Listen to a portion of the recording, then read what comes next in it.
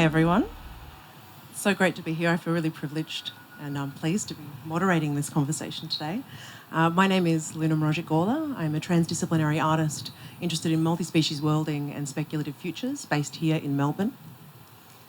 Before I begin, I'd like to acknowledge the traditional custodians of the land that we're meeting on today, the Yaluk Willem people of the Boonwurrung Nation, and acknowledge that sovereignty has never been ceded, and this is stolen land that we meet on. And I'd like to extend my gratitude and respect to the elders of this country, past, present, and still on their way, and also acknowledge the elders and custodians of all of the lands that our audience are joining us from today. Cherie Minicon intended to be with us today. She is a curator, futurist, and Yorta Yorta woman.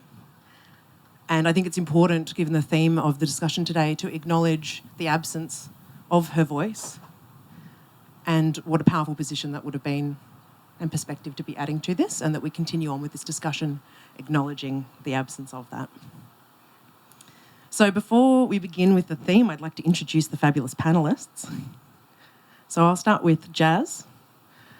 Dr. Jazz Choi is the Director of the Careful Design Lab at RMIT, Senior Research Fellow, and leads RMIT on the EU Horizon 2020 project, which we'll dive into in a little while. On the other end of the circle, Fiona Hillary, also joining us from RMIT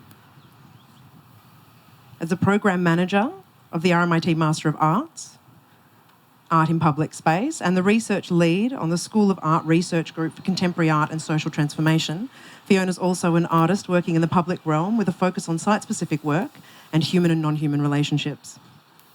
Madeline Colley, to my left, is an artist and curator based between Folkestone in the UK and Melbourne, a current PhD candidate for Monash in curatorial practice, who's looking at new models of artist-led institutions. She's also the co-convener of the Marrickville School of Economics and director of the Custom Food Lab.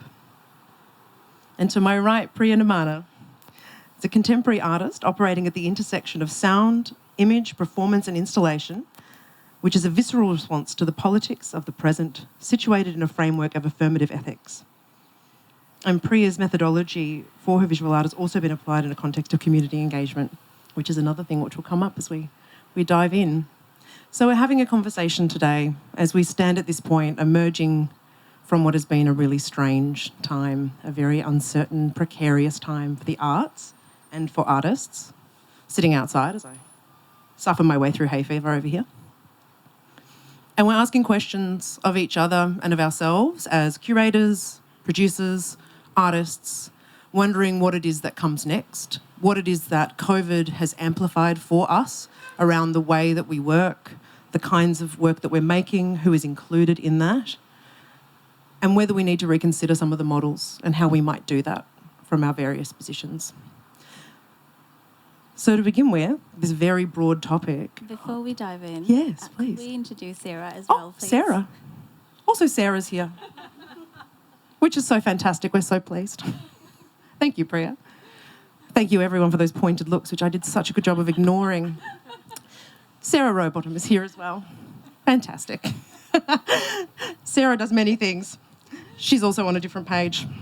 Look at that.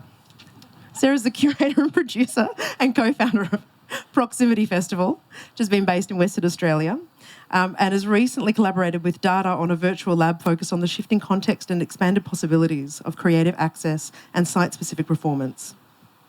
Sarah's currently a producer at Arts House, who are doing all sorts of incredible, interesting things in response to COVID, which is another thing that we will talk about. My apologies, Sarah. Absolutely. How did I miss you in your fabulous pants? Well, maybe blending in. Well, maybe as we're with you, let's begin with you. Sure. I think you stand obviously in a unique position as a producer who's worked across states and also across lots of different disciplines, and inside of an institution as well, like Arts House, having to reimagine how it is that you work inside of the context of COVID, and particularly as a second crisis in 1 year, as we came off the back of the bushfires at the beginning of the year. I'm interested in how it is you view your role as a producer inside of a space like Arts House, but also as an independent producer in facilitating work that attends to crisis. Thanks, Luna. I think when I moved to Melbourne, I had no idea that I would be working for an organisation that had a really deep interest in the intersection between climate emergency, art and crisis. I speculated about what that looked like, but I had no idea what the possibilities could be, especially as a council-based organisation as well. It puts us in this really unique position to have a civic responsibility, not only for audiences and artists, but also to think about how we can work within the council system and connect to other departments, to be thinking about other ways of approaching climate change and preparedness. So I've had this privilege of working on a project called Refuge since I started at Arts House in 2018, and it has been a project that Arts House has led for 5 years now, and it looks at the intersection between art, climate emergency and crisis, and it thinks about how we can create more equitable and inclusive ways of approaching our own sense of preparedness as a community. But it also kind of brings together a group of people that don't normally collaborate in a crisis. So scientists and researchers, traditional owners, emergency services, frontline responders, and artists. And together it kind of holds this space of a very collective knowledge where everyone has different expertise to bring to the table about how we can think about alternative ways of preparing for the very real realities of climate crisis as we are living in right now, and also be forecasting for other kinds of crisis that we might be experiencing or predicted to be experiencing specifically in Melbourne. And it does that through practicing for crisis. So over the last 5 years, we've identified different crises that Melbourne have experienced, whether that is flooding or pandemic, heat waves, and this year we're looking at the kind of accumulation of multiple crises. And it's kind of holding a space for this plethora of ideas and expertise and possibilities about how we can think about not just talking about the problems, but actually actively thinking about creating a kind of space that holds people to be able to practice their own preparedness for these situations. And what's quite remarkable about it is that the emergency services that we work with, who come from a very command and control approach to emergency preparedness, have identified that that's not necessarily working anymore, and that the arts kind of offer this really exciting opportunity to be thinking about other ways of approaching, other ways of holding conversations with diverse community groups, and thinking about the kind of emotional preparedness or the cultural, spiritual aspects of preparedness. So for me, like as a producer, working on a project like that, I really intersect between lots and lots of different people and kind of hold the threads together and find ways to connect these kinds of conversations and think about where the gaps are, the possibilities, and then also really excitingly think about how we can move out of a kind of hypothetical situation within an arts context and how this might actually start to kind of proliferate into the work or the daily, day-to-day things that we do, as whether you're an individual, as a citizen, or with your emergency services hat on, thinking about how you can think about alternative ways of doing things. And can I ask, were there things that developed over the 5 years prior to this, or the 4 years prior to this, that meant that you felt there was already a framework you could enact as the pandemic took over, that would allow you to address some of these issues and think about who to include in the conversations? It was quite timely that in 2018 we did a whole year focused on pandemics.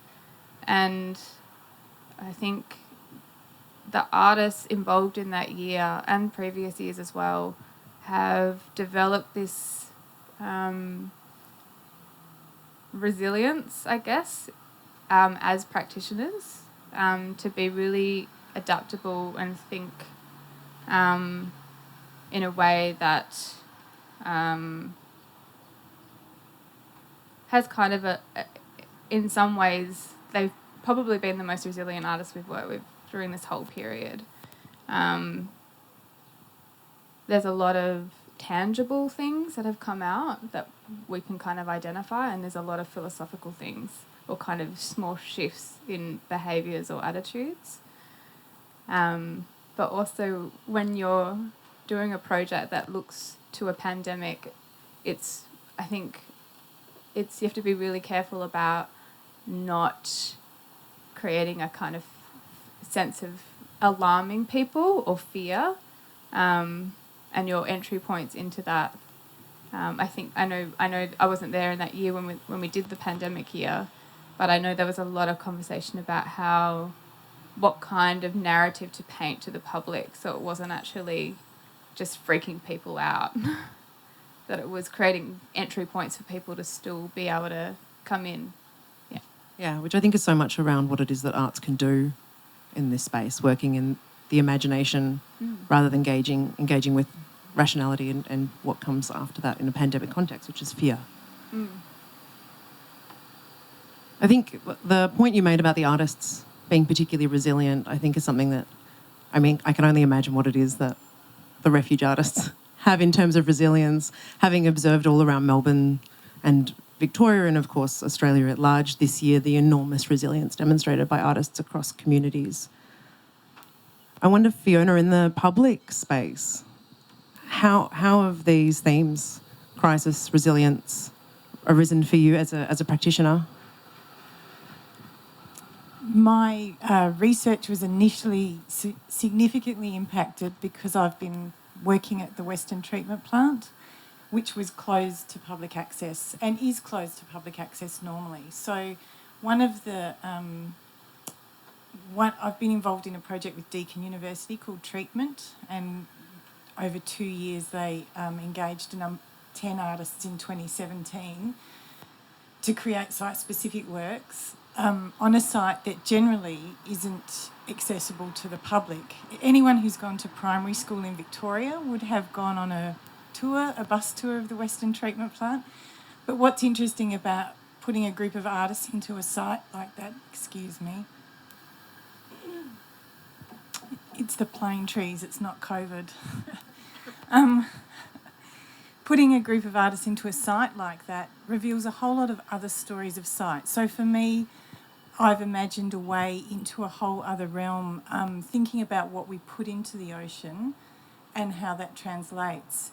And around the East Coast and around Tasmania, there's been significant algal blooms of bioluminescent dinoflagellates. So I've been exploring the algal blooms as a companion species over the last few years, and I'm in the middle of making a final work with that. But actually what the dinoflagellates are saying, they're beautiful and they lure us in with their awe and wonder. But what they're saying is really a warning that the conditions for them to bloom are warmer waters, are the things that we are putting into the waterways. So in the case of bushfires, we're using fire retardants that run into the waterways and increase nitrogen levels. There's a whole range of factors, agricultural runoff into the waterways and ocean, create these great conditions for these beautiful single-celled organisms to play with us as they glow in the breaking waves at the beach. So while our process as artists may have been interrupted through the pandemic, I think it creates this thinking space and this reconnection space with other artists, with other thinkers. The multidisciplinary model of Refuge attests to that, and I look at Jen Ray's work, she's worked significantly in each of the Refuge iterations, and she's run Faulkner Food Bowls, and they've, through an incredible community process, used a lot of the ideas that Jen has explored through Refuge to translate into a community food supply in Faulkner. So it's incredible how artists will rapidly change their skill sets, whether their practice is interrupted, whether their lives are interrupted. It fascinates me how artists can shift, move, change, think, reconnect, and continue their practice and collaborations, and probably expand their collaborations through things like this, webinars. I've been to so many webinars and spoken on many across the COVID period. The first public talk we did through our master's program for art and public space was with Maddie and Tim Flynn. Tim Humphreys. Maddie Flynn and Tim Humphreys. Sorry, Maddie and Tim. But it was fabulous to have them speaking about works that they've installed across the world and bringing them to life back through a conversation through our open talks. So these kind of webinar series and our virtual engagement means that we're perhaps planting different kinds of ideas and seeds and creating in different ways that translate in a range of different ways. This is a long way to answer your question, but if you think about what you see in your local community when you walk around the street at the moment, there's so much chalk art. There's so many little different installations popping up. There's fabulous performers that are occurring on Nicholson Street, performing at 5 p.m. every night in Lycra, and I've forgotten their names as well. This is COVID, definitely. But different ways of articulating practice emerge, and creatives just keep creating and engaging. So I think while on the one hand it's had some really horrific impacts in terms of people's incomes and livelihoods, it's generated a whole lot of really creative and generative things also. Jazz, you're part of a global project at the moment, which is the 2020 EU Horizon Creatures Lab project. How are you finding bridging the global conversation with the local as COVID's happening? Has it reinforced some of the ways that you're working together? Yeah, for many reasons. The project that you mentioned, it's Creatures, Creative Practices for Transformational Futures, and it involves 11 consortium members across Europe. RMIT is part of it. Through RMIT Europe, we have a campus in Barcelona. So we have academic institutions, we have NGOs, we have creative practitioners involved all across Europe. How we work together, obviously we didn't envisage this is how we were going to work this year. The project started this year. The focus of the project was actually on Europe as a European project. However, our aim was to open up and involve more voices and more practices, because what we are trying to do really is to start with problematize lack of understanding about what creative practices can do and are doing, have been doing, because they're fragmented. Our understanding is fragmented, and also a lot of activities are hidden from the strong sort of visible kind of level, especially from the policy-making perspective, evaluation. It's really problematic.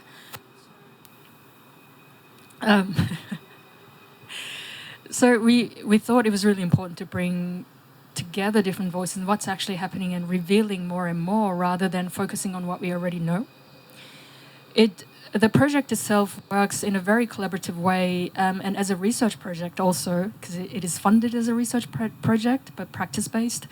It's very different to a lot of research projects, especially large scale, because usually you would expect different groups of people doing different things, bringing things, not insights together, discuss, think about future implications. But all of us are actually working together almost at all time. So there are 4 components.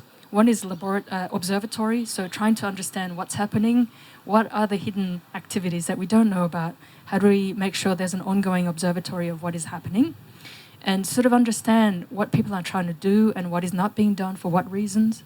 But also then laboratory, we work directly with creative practitioners and other stakeholders, members of the public, policymakers, scientists, more than human, really other non-human agencies as well. And the laboratory is where we run what we call experimental productions. So it could be a co-design workshop actually, but in an experimental way, really meaning we have a series of them. So whatever we learn from the first one, we apply to the next. So subsequently, learning is just applied and applied. So it complicates more and more. And it could be small to large scale. So for example, Superflux's project would be a life scale sort of sized real environment. They're producing a forest, for example, in a museum environment, that kind of large scale to very small kind of design or games activities as well. So looking at all these diversities and running these experimental productions together, and there's an engagement component. We don't just put on a show, so to speak, but we think about why we're engaging and not engaging with whom, and run different sort of activities around that. And then the last part also is evaluation. We know it has not been effective to evaluate how we've been evaluating creative practices. It is really problematic. So are there different ways of doing it? So as you can see, those four things actually go hand in hand. So we work together at all times, which means, yes, we have to be connected always. So my work has been pretty much 9 a.m. to, 11 p.m., because then Europe wakes up as I close here. But that also posed challenges to me and our Australian teams, because we couldn't actually, funnily, engage with more local people and local groups and voices, because we couldn't meet, we could identify. So it's been a really interesting time for us. And having a focus on futures and art for transformational futures, I know your outcomes are participatory. I'm wondering, you mentioned who's included and which voices. Are there aspects that maybe mirror parts of Refuge in that as you're thinking to responding to crisis, looking to uncertain futures in the development of the works and the research? Is there a diversity of voices and communities that are present in that, or are you targeting particular groups for particular projects? No, we're trying not to target or identify who we want to target, and I think that's the research process as well. We're trying to see, we understand now is not just time either. It's, spatial temporal experience or, environment that we're talking about. So, and these experimental productions or any engagement, any activities that we engage with, they take place in different places across Europe or in other parts of the world as well. So that's something that we do. It's case by case sort of thing. So working with different creative practitioners, then different stakeholders, what is the ecology around it? Why do we need to know? And these questions as a team, because we have a large group of people, we can think about this, and we should, I think. So that's something that we're doing differently, I guess, to just running particular activities or showing a particular piece of work. And it sort of helps us to question, why are there different spatial temporalities at this moment in history in this form? So what does it mean? So that raises questions about future and opens up different imaginaries, I guess, for the futures in different places at different times. I'm just thinking, Maddie, about your work in your current PhD project at Monash, and thinking about the models that fund this kind of work and this kind of research, finding different ways to work, who's included in that as we move into the future. How does that play into your research at the moment?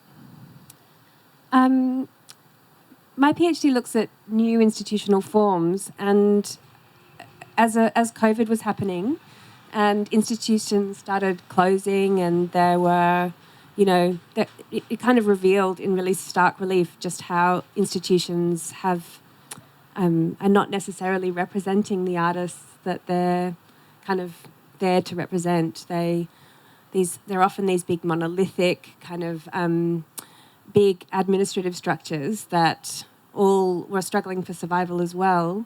And so we started to think in smaller groups. So I set up a series of research collectives, all in different sort of temporalities. So one is based in Folkestone, and it's focused on a landscape that's very close to where I live in Folkestone. And it looks at what would an institution be if it was kind of more attentive to this landscape, which is also a landslide. And we were thinking about how that might change the dynamic. What does it mean to include the participation of kind of like ecologies into our constitution of an institution? And then we also set up a food and art research network. Custom, which is the organisation I run, is a food and art sort of network, and it has a series of gardens that operate across Folkestone, and we set up gardens in care homes during the pandemic. So we were thinking about how we could create systems of solidarity for people who were sort of struggling with loneliness or struggling with isolation. And so we've set up gardens in care homes and in schools, and we're setting up a kind of exchange program between those communities. And then also at the same time, we thought, well, actually now is a really amazing time to think about what is happening in food knowledge production in different parts of the world. And so we set up a food and art research network with about 19 different artists that work with food across the world. And we've started to sort of think, well, actually food production is very local and it has local needs, but there might be something that we can learn from each other about how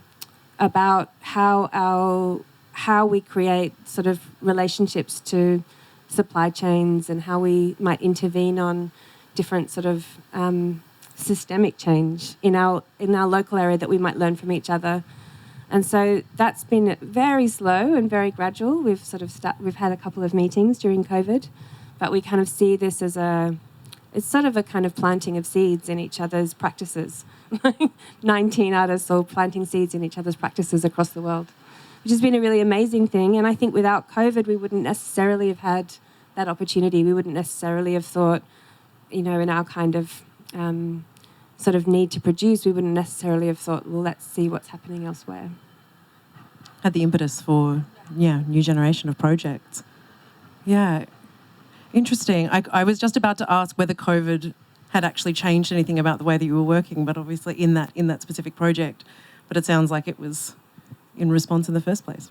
Yeah, I think so. And one of the things that happened is I moved to Melbourne just before the pandemic. So I sort of imagined there being a bit more opportunity to connect to things that are happening here, but that sort of hasn't been possible. And that these sort of, I'm really conscious of the fact that my practices are happening in Folkestone, and I'm having to kind of work through surrogacy almost, which is also a practice that we might need more of during climate change and things like that, that actually we might... So we've got collaborators in Folkestone that are kind of like almost being our bodies as we work at a distance, which is really interesting, and it's an interesting thing to think about. And then also, because I've been going on walks through my local area, I live in Elwood, and there's all these amazing things that are happening, sort of regeneration projects and things that are happening that I sort of feel have this sort of undercurrent or a kind of underground of connection to the work that I'm doing in Folkestone. And I'm really interested in just starting to very slowly pay attention to those things and see how that might come into my PhD at some point too. I love this idea of working with other artists as surrogate bodies in other places. And of course, something to mention at the beginning, which I didn't, is that even though we're having these particular crises specific to 2020, we are inside of climate crisis, and we are always making work in a crisis context at the moment. I love that as an idea, thinking about all these different ways, implanting different bodies across the world, how to work for each other when we're confined to our homes, and particularly in practices that are place-based, site-based, live, impossible to translate to Zoom. We need to be finding new opportunities to practice. Priya, you use space in your work and you engage your body as well. How have you found working inside of COVID? Have you found new pathways to doing your practice? It has been really interesting because I was originally working in digital contexts quite a lot and using body as a way to interrogate discomfort and a medium to imagine new realities. So the context I was making my work for feels like has become a reality. So the meaning of that work shifted quite a lot this year.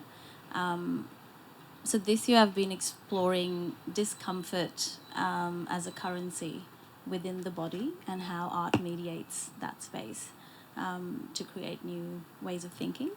So I've been very studio-based this year. Instead of trying to translate things digitally, which I was making in the digital space already, I've just gone back to really exploring microscopic registers within the body, how we process collective trauma, I suppose, and how we use narrative tools within art and those modes to activate that thinking and shift perceptions. Yeah. And is that, obviously that's something you're thinking about particularly in relationship to pandemic times and COVID, moving grief through the body? Not necessarily, but it has okay. definitely facilitated that a bit Interesting, more. okay. Yeah, Yeah. I feel like, as you said, we're always making work in a crisis context. I think what the pandemic highlighted for me was a unity in a way, because I feel like this is a crisis that we're all in various communities that I've been in conversation with are all facing. So it's brought people together to think about new ways of thinking and new ways of doing things. But as artists, I feel like perhaps we have engaged in that mode of thinking despite the pandemic as well, if that makes sense. Yeah. In new ways of doing and Yeah, new making? ways of doing things. Yeah, I certainly feel like the absence of certain unification has been really amplified as a result of COVID. I think some of the conversations happening across different Facebook groups, in different collectives, the formation of new collaborations has really highlighted where conversations weren't happening before. Sarah, what are your feelings about that? Oh, I really, everything Maddie was just saying really warmed my heart.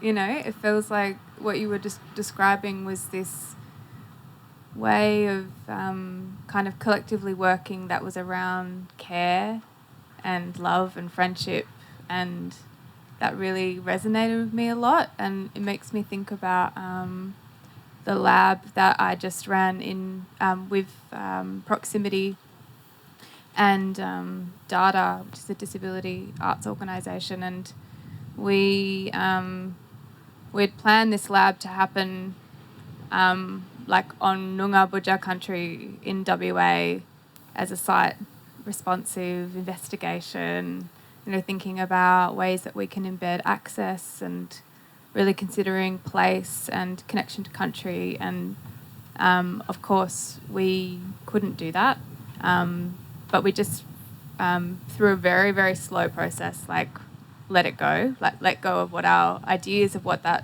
lab was going to be, and just really started again from the context and time of where we are now. And that's really liberating to do that. You know, not trying to fit something that was existing into the context of now and just kind of giving it space and time. And I like to call it meandering with intention. It's one of the kind of aspects of this lab. One of the facilitators, Fayen Deevi, who comes from this radical view of blindness in her practice, kind of proposed this idea of what are your habits and signatures that you have. So things that you might see as, hindering to a process, but actually they could be things that are actually Attributes. Really attributes. Yeah. And so I think meandering is probably something I do and is maybe more of an attribute than I realised. But yeah, this lab that we did online, we started it by coming in with being kind of somewhat open about what our intentions were and our kind of principles or ways that we wanted to work together as a group of people that had never worked together before. And everyone who came into the lab have had different lived experiences, whether that's, lived experiences of disability, or chronic illness, or who are First Nations people, or different kinds of practices as well. And what was really beautiful about it was that we allowed our sense of time to kind of, we allowed for things to kind of be circular, like for things to happen one day and to come back another day. We kind of allowed space for being together as a group and then being together one-on-one and then having time alone. And just kind of, I guess quite organically started to realise that we're somewhat creating a new way of working together. And after we've finished the lab, we've decided that we want to keep a form of connection going and to dig deeper into what this way of working might look like and how kind of coming together and deciding on what those set of principles are as a place to then make work from, as opposed to starting with an outcome in mind. And as a producer, that's really originally quite counterintuitive for me, because I think about end result or kind of how we're going to get there, whereas this is like thinking about a methodology that we can collectively decide on together that might lead to something. It's allowed for a really generous methodology. Yeah. I think to evolve from the sounds of things. I'm just thinking back to some conversations that were happening at the beginning of the year at Arts House around the bushfires, and that notion of really generous space and moving slowly also came up in conversation around responding to the bushfires. And certainly I know there's been a lot of commentary around rest, repair, slow work, which are things which come up in ecological contexts as well. So is that methodology something that you'll take, do you think, and apply to other things? Yeah, I think the reason why we're starting to try and maybe pinpoint some of these things and articulate them together is so we can take that into our daily lives and the work we do in other places. And we've been joking by calling it the proximity lens.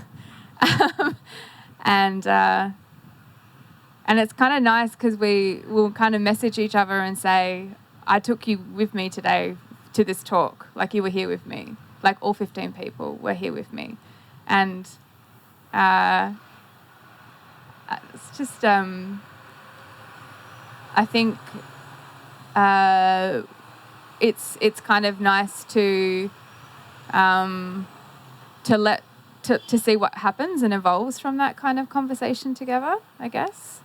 But I think also all of us have kind of identified that maybe the way we were working or things that we yearned for weren't necessarily happening, and this has been a space to kind of have that kind of dialogue around what makes more sense for us to be working together, or how can we work, not together as a group necessarily, but in the projects and things that we do or the institutions we work with as well.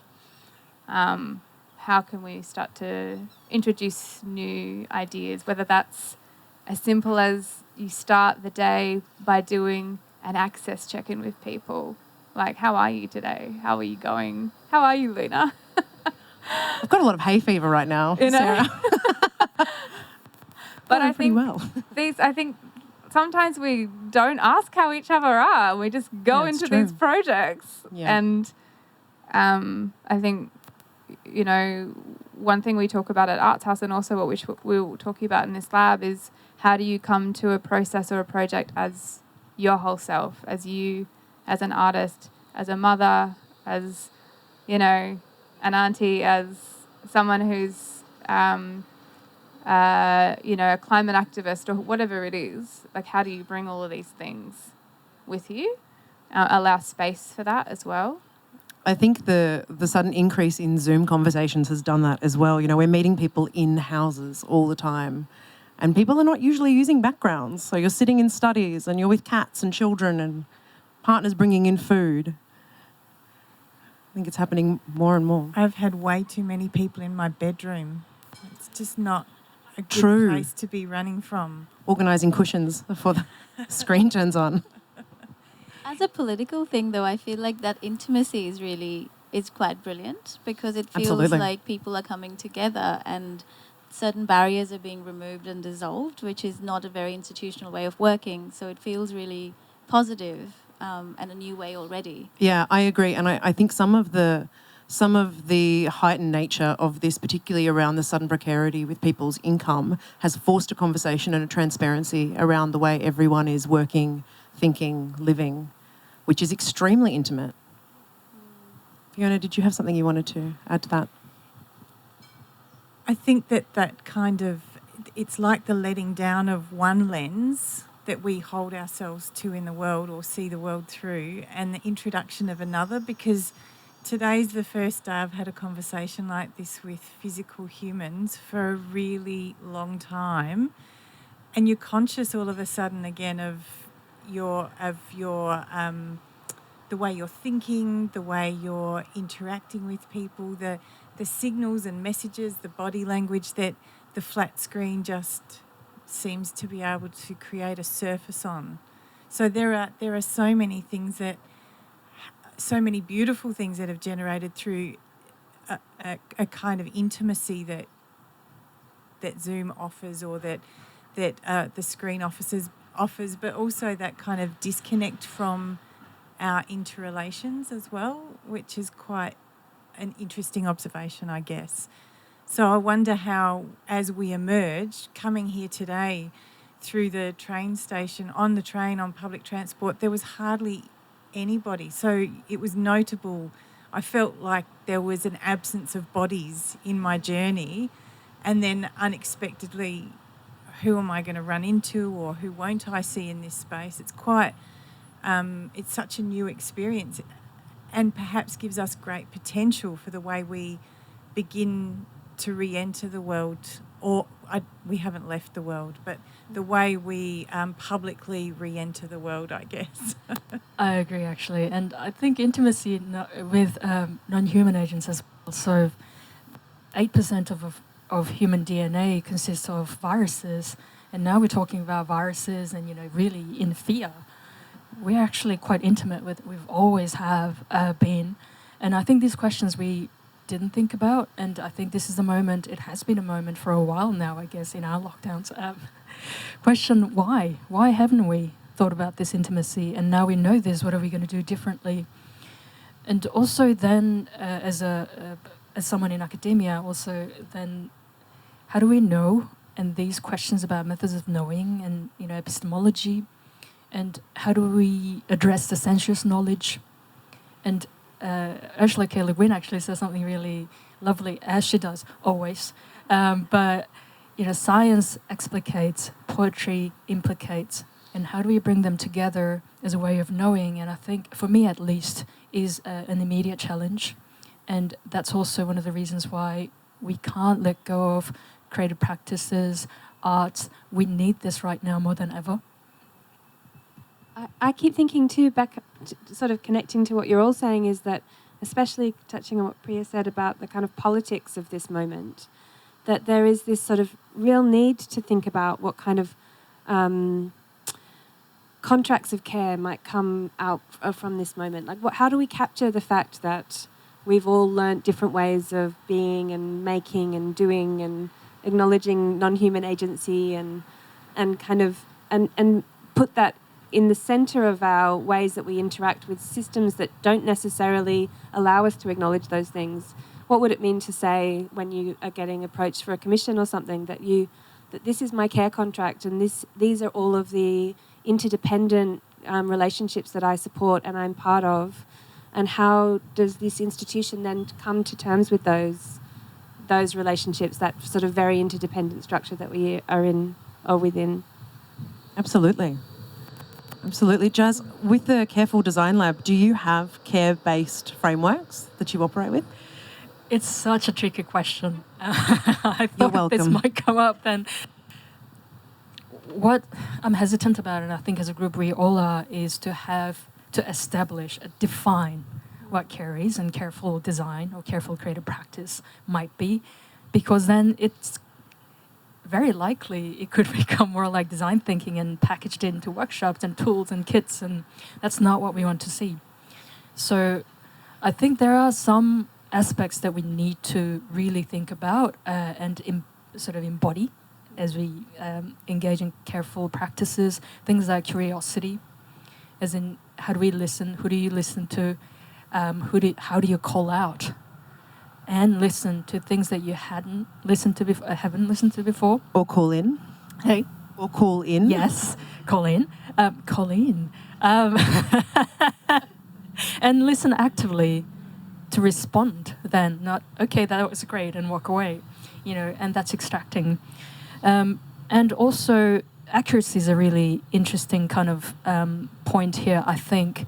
How do we know well, as in, if you think about, we all talked about complexities and how everything's interconnected. So when we think about, especially scientific knowledge, and I talk about this quite often, but as we plot data also, it's beautiful. But then there's this dot outside of this cluster. Why do we ignore that? What does that mean? What's the relationship between all of those dots? What are we missing out? And how do we then accurately embrace all of those to think about, before thinking about what we can do with this data or insights that we have? So I think important point there is then to know, yes, there are wonderful, beautiful things that we need to look at, especially in terms of future, but equally important is to look at something, the terrible and terrifying aspect of now and the past. So how do we do that? There is no, guidelines, and I would never want to establish a set of guidelines around that, but I think that's where the creativity comes in. How do we do this for a particular thing in the particular moment in history, in these particular bodies we're in? So these are evolving questions I don't have answers to, but that's why we're trying to bring in different people, calling different voices and perspectives from different disciplines, different parts of the world, with different people and other non-people, if we can, with different experiences, and think about the future that way. I wonder if this please. is a moment too for us to realise that we're not separate to the world, we're not separate to nature, we're not, as Jazz started out with viruses exist, they get their agency through other living organisms. So how do we, this is a potentially fantastic opportunity for us to understand that we're not separate to nature, we're not separate to non-human beings, we're not separate to matter, we are all part of, and I guess that's a bit of a post-human, it's a very strong post-human line. That's how Luna and I met through Rosie Braidotti's post-human summer school, and she's thinking now through convergences, and this is a really interesting and important time, I think, for us not to think of nature as something separate. And I think you're so right in terms of saying that we shouldn't develop toolkits, or we shouldn't, because everything is always changing, and in an interdependent relationship, it's about who we are as situated beings, not necessarily separate to or separate from. Yeah, well, we've had our culture changed effectively forcibly by another agent, which is COVID. And I think it's the first time we haven't really, despite bushfires, despite climate crisis, we haven't really had it occur in a way where we haven't been able to ignore it like it has this time, where our behaviour has to change, our relationships have to change, we're immediately bent and altered and forced into the shape of a COVID culture, which we haven't had before. And I think inside of that, it's interesting, this idea of intimacy and lessons coming from that, because what is it instead to look towards COVID as we might towards a tree with its own attributes, its own intent, its own kinds of shapes and behaviours, and what it is that does when it reflects back on our society. What is it that this moment in COVID has taught us about things like moving slowly, rest, repair, about the challenge and fear that we have around our relationship with death and the threat and fear around a pandemic. And I think, oh yeah, please, Maddie. I think it's interesting that there has always been these kind of agents, throughout history, these kind of more than human agents that have changed the world and changed history and changed our ability to survive. I mean, there are the way in which our species is affected by this pandemic, that those same sort of pandemics are happening to different tree species all across the world at the moment, and that is intensifying. And I think that there is something about how do we use this time, acknowledging that this is happening to our species, to see that it's happening to other species as well, that there's a kind of series of intersecting crises that are happening, the kind of paying attention to that happens because of this feels really important to hold on to somehow.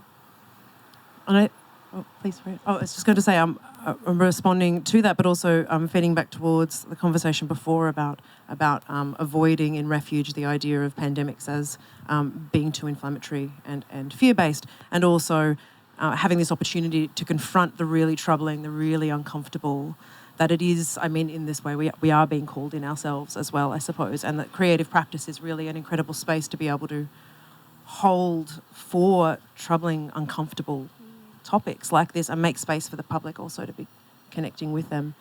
Priya, did you have something that you wanted to add? I just wanted to respond to what everyone was saying, and the framework, the relational quality of care and curiosity and the framework it exists in, I think is a really interesting one to interrogate quite deeply at this point of time, particularly to do with community and access, like how art can serve its function in a much broader way. I was just really interested in what you were saying about, I think you said about contracts of care, which also makes me think about the framework that we live in within work and, all the capitalist frameworks. Yeah, a competitive model. Which is so nice to infuse this really tender way of being, but also to acknowledge that we don't need to be doing that with a sense of urgency, because that is also mimicking an old thought, which perhaps needs to not exist anymore, or we need to move away from it, or move forward, or evolve from that, emerge from that. And also someone brought up death, which I think is really interesting, because what we're going through is in a way like that, and how grief functions to stay with it and not feel like we need to keep moving without actually reflecting adequately in this time. Yeah. Fiona, did you have something you wanted to add to that? I think that thinking through death, it's something, again, that we see ourselves separate from or see as an end to. I was walking through the Melbourne Cemetery the other day and thinking about those fixed forms and notions of places where we're laid to rest, but actually, with precipitation and rain, we know that those remains are scattered and spread in different kinds of ways. So it's a really interesting time, and I wonder, given the shift to because of COVID, in the way people are publicly allowed to grieve or given permission to grieve and come together, it would be really fascinating to have a look and have an understanding of how different people have dealt with grief during COVID and how people are allowing themselves to grieve, and what will that mean. I think this last year offers a whole range of really interesting insights into the way we exist in the world and with the world. And I think there will be some marked differences, and some of those things will happen around grief processes, whether they're celebrations, whether they're memorials, and also about new life too, and little lives that are growing up in this very different world. Environmentally, we know that the lockdowns across the world have been really great for the environment, with new human lives being born that don't have the same social interaction that they might otherwise have. It's going to produce some really interesting variables, I think, going forward, and a whole range of new insights that we, in our neoliberal capitalist competitive system, probably don't pause to consider in a busy context, I guess. What you were just saying, Fiona, reminded me also, I think it's a brilliant opportunity in that way to look at that grief and mourning away from canonized ways of doing things, so across different barriers and cultural contexts, to actually move into other ways of doing things that are not maybe familiar or comfortable for everyone. Yeah, and I think also having had it immediately identified that there is a great amount of grief that we haven't been able to process. We don't necessarily have processes to collectively process the things. Oh, so many processes. Processing the processes as you process. We might end up with a toolkit. Be careful. Careful. No toolkits allowed. Sarah, in Refuge, you're obviously working with people who are on the front line of all sorts of things, obviously carrying vast amounts of accumulated grief around different things. Is that something that feeds into the program?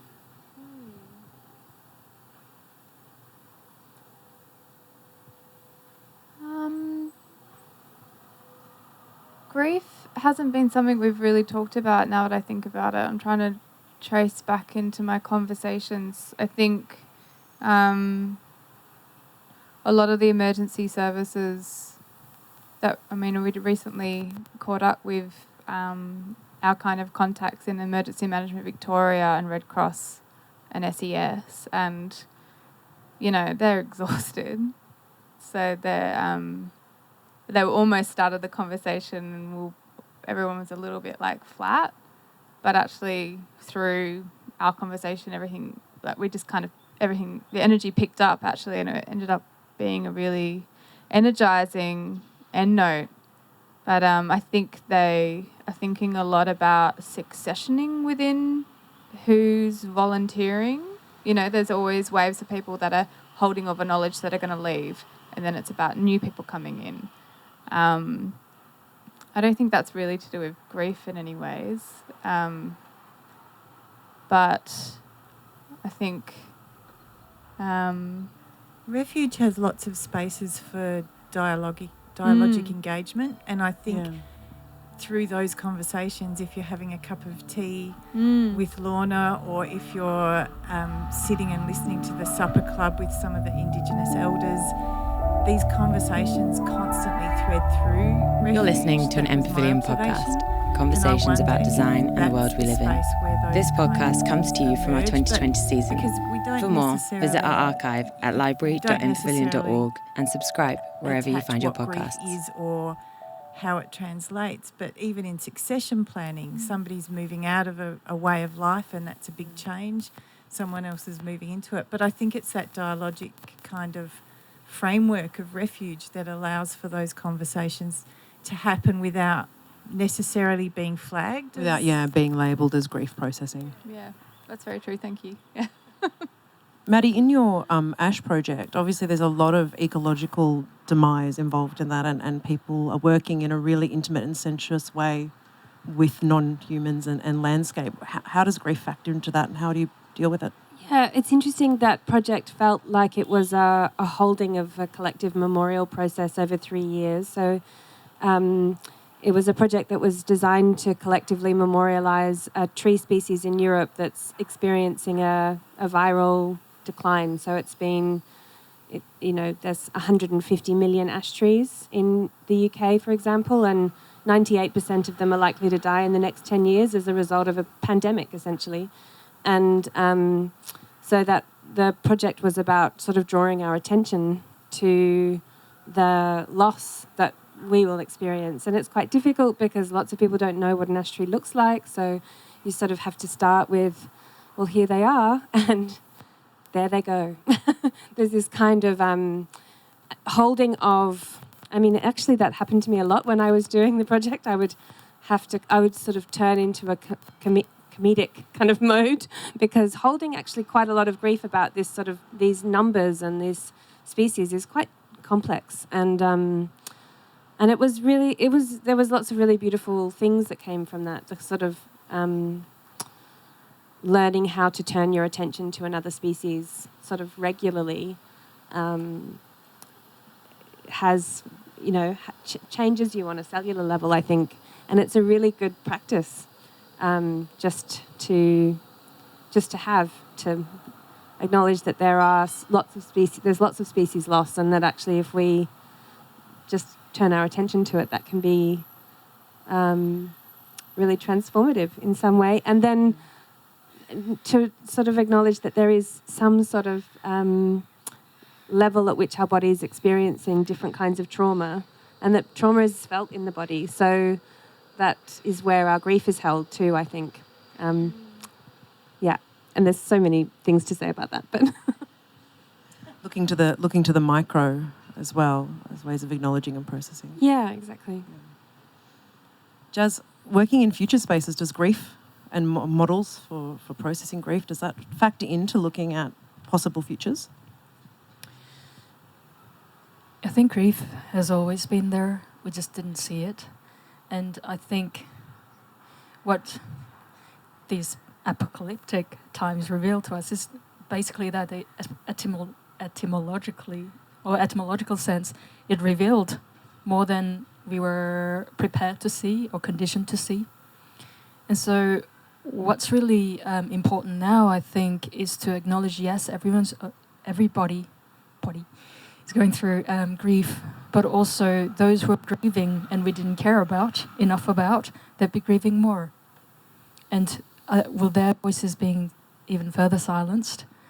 Because it is completely possible. So in terms of a project that we just started actually in Set Eiberg, I think that's how they say it in Dutch. If you can speak Dutch, kudos to you. Such a difficult language. We just started this project, and this site is a very interesting, almost a social engineering kind of project by the city, where they built this temporary housing, and it's a mixture of people with refugee backgrounds and young Dutch people living together. And what we started doing there is to sort of co-create their garden, actually, community garden, on site, bringing different stories, but not just personal human stories, but, you know, things we eat and things that we used to eat, all those memories and those things and non-human beings. How do we bring them all together to really address different kinds and forms of trauma? So in a way, we're sort of addressing individual and collective post-traumatic growth needs. And how do we do that is a good question, what we're trying to do actually. But, you know, just acknowledging that there are so many different forms and accumulation of trauma that we need to address. But at the same time, I think sort of mindset and the view of the world and how everything is connected will sort of help us think differently about trauma as well. If you think about trauma, it's a break in a narrative that we might have built up. But if we acknowledge there are so many narratives, possible narratives in parallel, not only mine either, because I am a complicated, connected being of many things, then it'll help us think differently about trauma and how we might be able to address collaboratively and collectively. I like this phrase that you just said. I think you said post-traumatic growth. And I think it's a really interesting thing to think about, even with the decline of a species like an ash, that there's a huge upswing in another kind of population, which is the population of the virus, and other kinds of population that feed on dead wood, and other kinds of population of beetles, or there's a kind of, as Anna Singh talks about, this kind of feral atlas of the world that that one thing goes and another thing kind of survives or thrives. Fiona, I'm just thinking about you and the algae in relation to that. Do you have something that you'd like to add? I've had a really fabulous experience with the algae. I was listening, Maddie, when you were speaking. I worked with RMIT Biosciences to understand the culturing of bioluminescent dinoflagellates, and I travelled to Scripps Oceanography in San Diego and worked with Michael Latz there, understanding how we might be able to activate them using sound. There are a whole lot of experiences that I was exposed to in our journey, and I took some cultures from the beach at Port Arlington when there was a bloom, and took them home and wondered how I could help them exist or what we might learn from each other. But I became acutely aware that I was taking them for my benefit, and what would that offer to them as a culture. And Noctilucas scintillans, which are our locally occurring bioluminescent dinoflagellates, are very tricky to keep alive outside of their wild conditions. And even there are lots of Facebook pages where people are chasing blooms, and they might be there one afternoon and they might blow away. They're non-motile, so they move with the tide and the wind, and if there's rain, it changes the positioning of the bloom. So you can't be guaranteed that they'll always be there. They really are like this magical, enticing critter. But so I was growing these cultures at home on my washing machine with a grow light, and I didn't automate the grow light. So myself and my 2 adult children were having to turn them on and off. So all of a sudden our family communication shifted from grumpy about leaving dishes in the sink to who's looking after the dinoflagellates tonight? I might be out at an event after work and I'd get a phone call saying, am I turning them off or are you? And it started this whole new conversation around our responsibility and care for these guests in our house. And I played them Brian Eno for 12 hours a day for 4 weeks. By the end of that, I only hear the beginning of Brian Eno's work and I then hear the end of it because it seemed like a constant. But I just feel like anyone would be in a better state having Brian Eno played at them for a long period of time.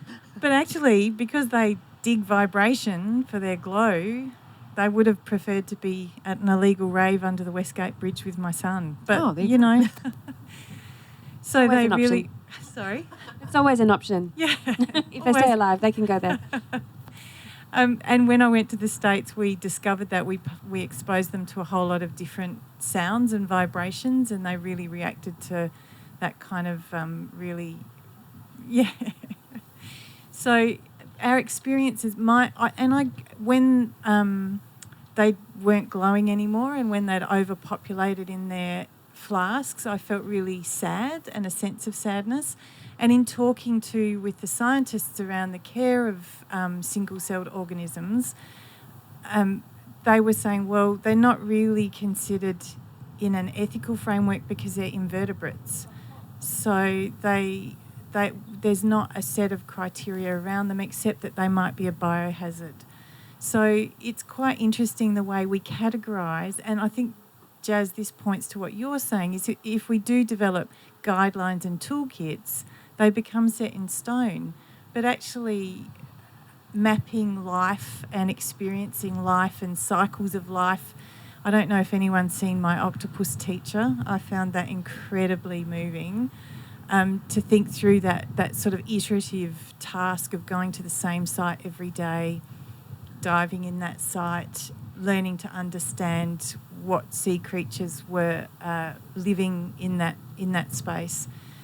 It reminded me a lot of an art practice and our relational capacity to iteratively experience things, to relationally engage, so it's a really, it resonated, I guess, and I've gone off track completely. But the care factor of working with the dinoflagellates has been quite astounding, from the small micro changes that occurred in our household communication through to my bigger picture ideas of it's not for me to grow cultures and experiment with them. Actually, what can I do to think with them and through them? And I hope to have a film available through Deakin Imaginarium in March probably next year, where I invite for a moment people to become a dinoflagellate. So it shifts the way you practice. Like that exposure and that experience of living with them really shifted my approach to how I would work with them, and if in fact it was for me to work with them, because I guess I like to think that they are a companion species, and I'm telling a story of climate change with them. And there's nothing more magical than being in the surf as the waves are crashing around you and the glow comes up, and then it's a bit further out, so you sort of trail out a bit further and suddenly you're waist deep in water going, what am I doing? It's 2:00 in the morning. It's time to go home. But it's the whole relationship and the way we care for other than ourselves. I guess. How we attend to and are attentive to as well. I think there's something really interesting in that, thinking about how it is that we're working responsively to things and what's being asked of us as artists, as producers, as curators, to work responsively to the needs of COVID or the circumstances of COVID, and whether we have to have new models going forward without any toolkits. No toolkits. Oh, yeah, okay. I mean, tools are useful. But not in a kit, that's all. That actually resonated a lot with James C. Scott's idea of narrowing the vision. For example, you know, how scientific forestry started. Forests used to provide everything to so many beings, including humans, like shelters, medicine, food, everything, refuge, you know. But then when scientific forestry was introduced as a concept also, and we narrowed the vision, not we, but you know, whoever was in the power to do so, narrowed the vision only to see particular species within that forest. Then what followed was obviously then cultivate only those. And what is this good for, is schematic knowledge production. And I think that's where I find most problematic. And toolkits sort of sets the boundary in that way. It's a schematic approach to get to a particular point which we would already probably expect. So that was it. Not all tools or toolkits are bad. That's not what I'm saying. Don't take that away from this panel. That is not our closing sentiment.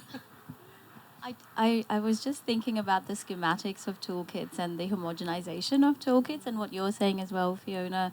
I think it's that relational, intentional engagement with a non-human agent is, like, for me, highlights a difference between a colonized approach and a decolonized approach as well. Like the way we interact with, and my octopus teacher, like he didn't have a desire to own any of it, which I thought was quite beautiful, because at the start I wasn't quite clear what the relationship was and why that need to go in.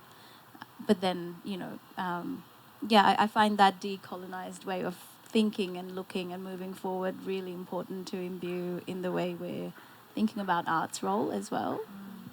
Yeah, and increasingly in this moment. And I think that point you made about Rosie Braidotti phrasing it as convergences is particularly apt in that moment, how we move alongside and without implementing. Sarah, is that something that comes up in your work? I was just thinking that whole time about that it's this, for lack of a better word, a careful balance between care and control as well. When I think about systems of care, there's also systems of control in there as well. Perhaps that comes back to the colonised, decolonised kind of approaches. Well, perhaps, and I think also maybe feeding back into Fiona's point about how close you're coming and what it is, what your intention behind the care is. It's one thing to be caring in a controlled environment, a removed environment. I think it comes back a little bit to what Fiona was saying also about the sort of legal frameworks that exist for different kinds of organisms. For example, ash trees, you can have a legal protection for a single tree, but you can't have a legal protection for a whole species of tree. And when a tree species is under threat, I mean, what would it mean to legally protect that tree species? Would mean to sort of kind of travel back down the supply chain to look at the kind of origins of the disease, which are capitalism. And so the reason that they can't actually enact that is that it as soon as that happens, you start to kind of untangle patriarchal capitalism, colonization. They belong in the same sort of world. And to untangle those things, to have a legal system, the legal system supports that framework. And so you can't necessarily use the legal frameworks that we have. The frameworks that we have are just inadequate to care for all of the species on the planet. And that's interesting, thinking about the giving of personhoods or legal personhood to waterways to protect them from what humans are doing to them. It's a really difficult... And I should clarify too that I think nature's a much bigger beast than we ever imagine as we imagine ourselves separately from it. And there's lots of interesting ideas at the moment around the notion of the Anthropocene, and that we could even be being a bit egotistical to think that humans will have this kind of geologic translation in the world. It's all wound up in I guess that human essentialism, where the Enlightenment took us, and here we are debating these kind of complex ideas around personhood of waterways rather than rights of species. Rights of species. These kind of human addendums that we're adding on to everything, rather than accepting that actually maybe we're the addendum. I'm not sure if that's... And examining that all of the structures that we're working inside of are reinscribing the same problems and the same violence again and again, which I think, Jazz, comes back to something that you were speaking about earlier about finding new knowledge pathways through those things. I was just going to say, actually, just in that, how is it to be looking at finding new knowledge inside of a university structure? Universities need to change. Do they? Let's talk about that. Wow. I think they're really interesting, and I have faith in university, and because I'm part of it also. But they're really interesting emerging forms of learning and sharing knowledge and producing knowledge, like the Black School, and why we need to challenge the current knowledge production, all that kind of thing. So disciplinary segregation itself is still there. There's a policy requiring us to think about cross-trans interdisciplinary endeavours and really do it, but how it's, again, evaluated, and, that makes no sense. And then we have to kind of think about who came up with this schema to do this, and that's, again, we come back to the same question, and how do we decolonize the university? How do we manage time? That was obviously one of the main sort of way of controlling human beings and other human beings, and for capital gains. So, I think these things we need to think about, and we do need to think about and do. I keep saying think about, but I mean, there's a whole sort of discussion about feel, think, feel, and that's how we know. How do we, notice and be aware? And these sorts of approaches to being, they're not being discussed or taught at the university level or at schools, actually, so it's an entire education system. But I think if anywhere, I think universities are a really interesting place to start taking these quite gentle but radical approaches to thinking about now. Not even so much about the future, because the entire university and the whole world, actually, but university also as a researcher and how it's funded and everything, there's so much focus on the future, but as a separate thing to where we are now, and that's where the problem is. And if you go back to the core of it again, as I just mentioned, it's about how we conceptualize time. We need to decolonize that, how we understand the reality, the time. And for me, so creative practice and transdisciplinary researcher and practitioner, that's one of the most interesting and the biggest challenge, probably, understanding rhythm. How do we do that? How do we dance together? That is something that we need to do. And I hope universities would provide more opportunities to do that. And obviously, definitely that's what I'm trying to do as part of the university system, I guess. Would you agree that perhaps the pandemic, one of the effects it has had is decolonizing time? Sorry, I didn't hear. Would you agree that one of the effects of the pandemic has been that it has decolonized linear concept of time? It emphasized the need for it, absolutely. I think it revealed greater needs from different perspectives for everybody to think about this, so absolutely, yeah. I only bring that up because I've been part of lots of conversations and groups this year where we've talked about liquidity and porosity of time, and how the pandemic has, everyone was using words like it's a pause, and which I find problematic because it's a very privileged place to be, to say that. But we were just sort of unpacking this idea of a pause and how that's entwined with the idea of time and not having to, I guess, for a lot of people who had conventional ways of working, who were going to work, doing that very Gregorian calendar style of living and very 9-to-5 model, are not doing that anymore. So everyone felt like time was dissolving a little bit. And one of the most recent conversations I had was around this whole idea of how time has been decolonized and perhaps we shouldn't colonize it again and move forward as people are trying to return to normal. It's what is that normal, because obviously that doesn't exist anymore. It's an incredible thing to have time thrust into such collective conversations and to have people really experience in an embodied way how time is not linear, it is just a structure that we've put on it as a contemporary Western culture. And the spatial temporality, which you brought up before as well, Jazz, and I think within my body when I'm working within a practice-based framework as well, it feels like it's very different. Like it's a very sense-led, it's always been sense-led, I guess, when you do somatic things, but it also feels like the concept of the structural concept is no longer the same that I'm responding to.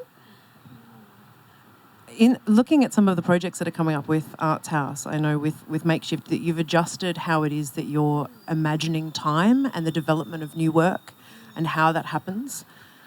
Could you speak to that for a minute? Yeah, so we, a new program that we've just kind of announced, Makeshift Publics, happens over a really long period of time. So it's a kind of 12-month slow investigation into what does it mean to be, what does our public mean now? What does it mean to be making work in public space? And I think it really honours the kind of, the time that's needed to be able to have these conversations and investigations into practice. And it's a big shift actually from previous projects or these kinds of long-form research investigations, in that it isn't outcome-focused as well. And it brings together a kind of cohort of artists, 10 artists, with about 9 kind of artist facilitators. And it's set up so those artist facilitators are also kind of determining how it works, what people are kind of responding to, the kind of topics, tasks that might be set, readings. So we're kind of thinking about who's leading these projects, what kind of voices are leading these projects and experiences. And it also really thinks about the intersection into other industries as well. I really resonate with what you're saying around the importance of these kinds of cross-sector and different kinds of expertise in these conversations. And, again, like the unique position of Arts House is that we are City of Melbourne. We are connected to lots of different departments, emergency service departments, climate change, and the kind of opportunities to not be siloed into just the arts, but actually be working across different sectors or engaging in those conversations is where these kinds of, changes and exciting new ways of working can emerge. But what I really love about the Makeshift Publics is that it's also really honouring the time and fee associated with this kind of thinking. There's a lot of, there's a lot of unpaid labour, as we all know, in the arts, and I think it's trying to also acknowledge that conversations and thinking and research is also time and it's also money. So it's thinking about new ways of kind of, offering support for artists who want to be engaging in those long-form kind of research processes, which is really exciting. Yeah, it's amazing to see an institution like Arts House responding to the needs of the moment. Maddie, is that something that's factoring into your research in the idea of artist-led institutions, looking at different ways of working across time? I think it's interesting that temporality often comes up in this research, whether something goes on for a long period of time, what makes it an institution. how do you institute together? Like, can you institute now? Are we just doing a 2-hour institution? Or does it have to be something that kind of has a wider social imaginary or a kind of wider impact? And some of the best artist-led or curator-led institutions might only go for 2 years, and that might be okay. And to sort of think about, I think decolonising our sense of time in terms of institutional time is really important too. And if artists are leading that, then, you know, there has to be sort of space to really open up how we work with time anti-institutionally, I think. I'm interested to know in your research that you've done, because I feel like I've seen lots of different versions of institutions trying to distribute decision making or change, you know, artistic director models or kind of embed artists in their systems to kind of shift the way that things are prioritized or programmed. And I'm interested to know whether in your research you've seen really successful and seismic shifts in some institutions. I think there have been. I mean, I think you're right, there's lots of experiments. What I think often happens is an institution will, for example, there was an institution in Canada who gave over their entire programming for a year to First Nations artists in Canada. But what I think often happens is that happens for a period of time again, and then at the end of the year they think, oh, that's an interesting project, well done, and they move on. The sort of long-term sustainability of those ideas don't necessarily... And I think that comes down to the kind of broader framework that we're operating within. You know, institutions still need boards, they still need funding, they still need to sort of speak to patrons, and that means that often those sort of ambitions can't take flight in the kind of longer term, because we don't live in a decolonised world. We live in an incredibly colonised world, and that is really apparent. Those experiments. I really I love what you just said, because that is the truth. And I often think about the role of language, how we can all cultivate a sense of accountability where we shift our language on a daily basis, where we can perhaps dismantle some of those barriers, and by doing it in a very slow, it'll be a slow process. I think we all know that. So I'm really curious about that role of language that plays, because it's easy to, I've worked in those contexts as well. It's just because of the pressure of time, we fall into habits of conforming to certain languages and processes that exist. And it's so easy to do just to meet the deadline. Well, this is the part of the thing about things having been established a particular way, having models that work a particular way, feeling that artists, curators, producers need to be creating particular kinds of work, expressing their ideas about the work in particular ways, which have kind of been dismantled this year in a really lovely way. People have lost the capacity to articulate in the same way. You can't say the same empty statements that we could a year ago. I think that might be also why it's important to claim a space for a kind of speculative new languaging, because while the speculative is often overused, I think there's something really important about sort of slowing down our ability to tell stories about these things, and that speculating together about what language might be useful and finding new language altogether is a really important part of that process. And I guess because we live in a colonised world, the idea that we can just invent a new system and suddenly that will work is just not possible. So it is always going to operate slightly speculatively, which I think is what really attracted me to this panel.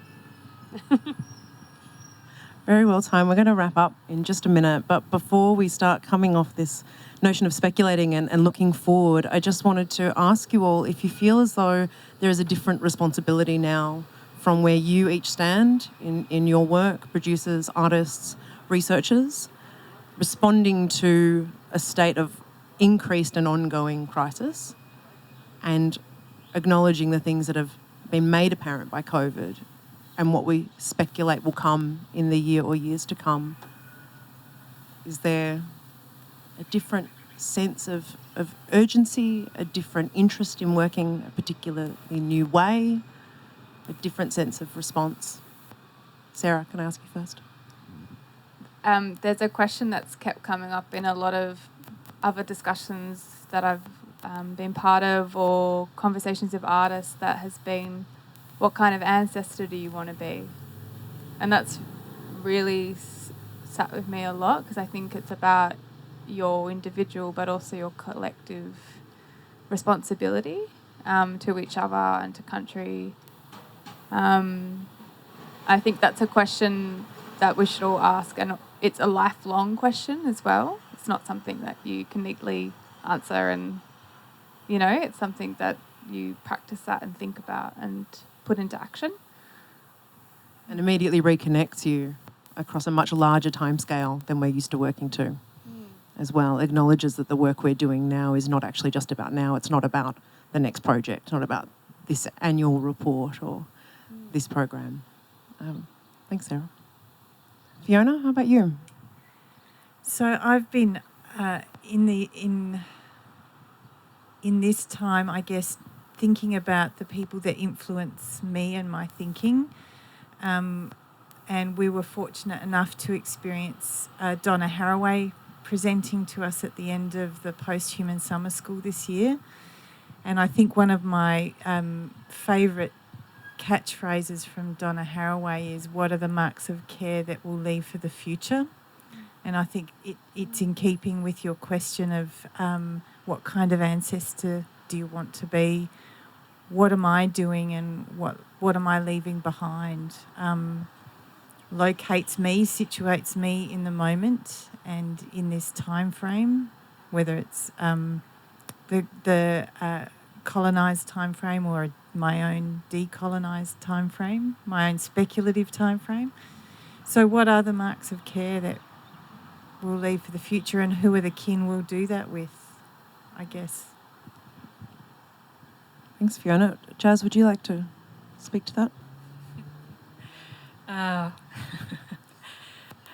There are so many things, I guess. And one of the very immediate things that I experienced through COVID that I am personally trying to address is this body of mind. And as an Asian, and I had experienced racism, and that increased a lot during this time. And it raised a lot of questions for me. I thought about myself. And it's something that we forget. As an academic also, I think about the knowledge, the grand truth or whatever, the grand futures, but not me. Somehow I'm excluded. And that raised questions for myself to think about, what are you busy doing, Jazz? And also, there's so much decolonizing that you need to do before you die. So those questions as much as possible. And so, in a way then, also as a Korean and trying to work in an English-speaking environment, language becomes a really important issue for me also. And we've tried so hard to listen respectfully to other human beings, the loss of which we would grieve, but we haven't been able to respectfully listen very well with one another anyway. So how do we expand it? Now the time gate has opened. Now a lot of people can see plural, multiple temporalities. How do we listen better when Snell takes, 3 years to tell 3 seconds of human? So I'm not sure, those sorts of differences. So how do we open that up? And how do we bring everyone together in that journey? And for me, that's really important. And at the moment, I'm trying to be more of an idiot. So as not to take sides and not letting what we human beings in this space think is important, and we must arrive at decision, and just going, I'm not saying anything. And by opening that space, opening spaces for questioning number one, what we're busy doing, and what we don't know, and what are we going to do about it. That was really amazing. That's a really good answer. I've been thinking a lot about that too, that space for unknowing or not knowing, and how that might also kind of like how a body is implicated in a place. I think about a lot. what a body's relationships are and obligations are to a place. What are the kind of non-human things that are supporting my research practice, which are never acknowledged in writing or language. I think language has a lot to do with our inability to kind of shape that into a coherent view. And I think trying to learn other languages is a really important part of that, and that's on lots of different. And the other thing I think is probably important is a friend of mine calls it pleasure stacking. Just that finding something that gives you pleasure and then adding to it, finding a way of having a bit more, so that you can. I think it just makes more space in your body for hearing different things. Love that. Thanks, Maddie. Thanks, Jazz. How about you, Priya? I guess as an artist, I've been thinking a lot. My practice revolves around materiality as a counterpoint to express the immaterial. So I'm really interested in the unseen and the unheard, and I think it sort of relates to a little bit of what you're saying, Jazz, and what you said as well, Maddie. I've been thinking about that a lot, and access and inclusivity. I think this year has definitely highlighted the nuances of privilege and the complexities of privilege, and how I've been thinking a lot about art's function, I guess, within that and what it does, and particularly my role as an artist. Like, what am I doing with my practice, with my work? As you say, what are you doing? You know, questioning everything and approaching it with curiosity. And I guess what I've learned from my community work came back to me, which is its incredible capacity to create agency within self and a sense of sovereignty within self, which can then lead to shifting perceptions in the long term. So I've been thinking around those ideas a lot. Yeah. Artists in different spaces. Fantastic. Well, thank you all for joining me in this conversation. Luna, can I ask what you would, Yes. what your response would be? Yes. Interesting. I have just been really engaged in working very closely with the idea of viral thinking and reflecting on the human virome, what it is that listening deeply and moving with brings. And working in a multi-species and a speculative futures capacity, I have been thinking for some time about how it is to articulate those methods to others and to create collaborative opportunities for people to come together and experience in a embodied and also safe and curious, playful way what might otherwise be haunting or upsetting. So I think that for me, the process of the pandemic has both aligned some of the things that are already going on inside of my practice and inside of my research, but also has, facilitated an urge to explore more deeply what the frameworks are that we're working inside of, challenging the particular models, finding ways of artists working relationally and collaboratively, having conversations like this. Thank you for making this space today. Yeah, thank you for being here. Thanks, Thank you, Luna. everyone. Thank you, Luna. Thanks, everyone. And thanks to M Pavilion and to Fringe for facilitating this for us. And if anyone watching would like to know more about the panellists, their bios are on the website. And you can follow links through to all sorts of interesting projects. Thanks, everyone.